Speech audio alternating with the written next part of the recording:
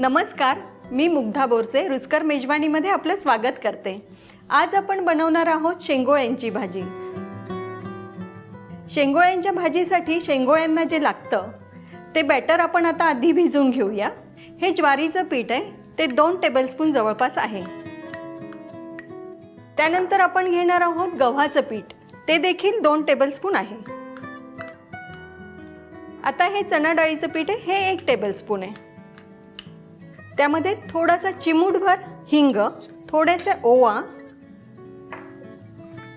थोड्याशा चोळून टाकते म्हणजे सुगंध छान येईल। थोडी हळद, मीठ, आलं, लसूण, कोथिंबीर आणि मिरची ह्याचं वाटण आहे। हे मी आता याच्यात थोडंसं टाकणार आहे आणि त्यानंतर मग ग्रेव्हीत थोडं टाकेल, अगदी थोडंसं तेल।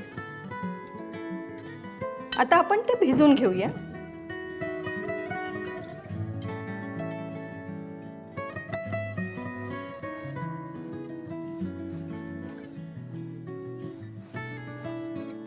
आपलं हे शेंगोळ्यांचं पीठ आहे ना, मळून झालंय। त्याच्यावरती थोडंसं तेल लावते। शेंगोळ्यांचं पीठ थोडा वेळ झाकून ठेवूया। शेंगोळ्यांच्या भाजीसाठी आता मसाला तयार करून घेऊ।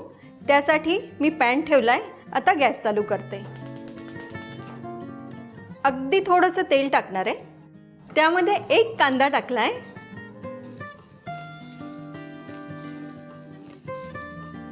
कांदा छान गोल्डन ब्राऊन झालाय। आता त्यामध्ये आपण खोबरं टाकूया।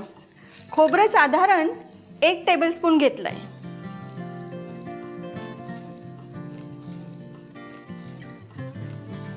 गॅस आपण आता बंद करूया।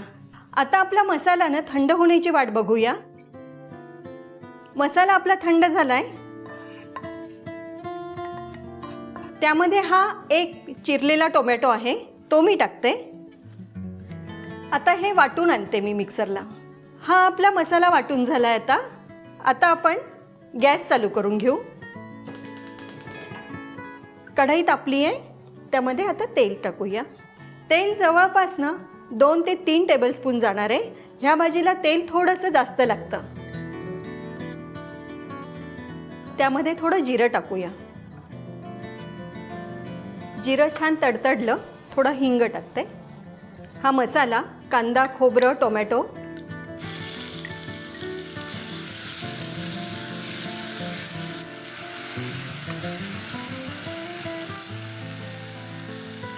हाफ टेबलस्पून हळद, हे हिरवी मिरची, लसूण, आलं, कोथिंबीर त्याचं वाटण आहे। मसाला चांगला फ्राय झालाय। आता त्यामध्ये आपण गरम मसाला टाकून घेऊ।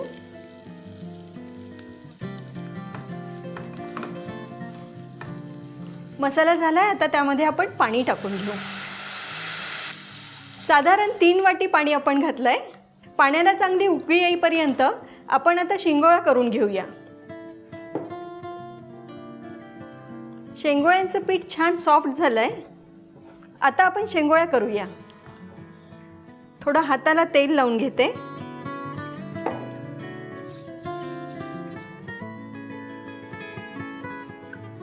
हे ना असं 2 बोटांमध्ये घेऊन इथे दाबायचं, आपली शेंगोळी तयार।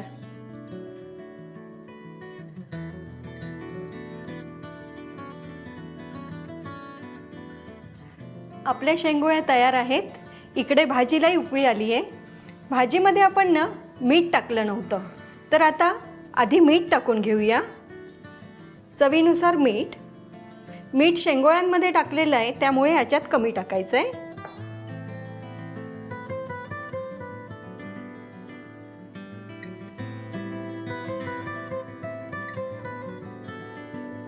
शेंगोळ्या सगळ्या टाकून झाल्या आहेत। छान आता 1-2 उकळी आली ना की आपण गॅस बंद करू। आपली शेंगोळ्यांची भाजी तयार।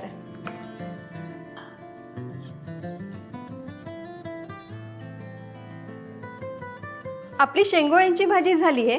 आता आपण गॅस बंद करू। आता सर्व करायला घेऊया। आपली शेंगोळ्यांची भाजी तयार झाली आहे। अशाच नवनवीन रेसिपी करण्यासाठी बघत रहा रुचकर मेजवानी।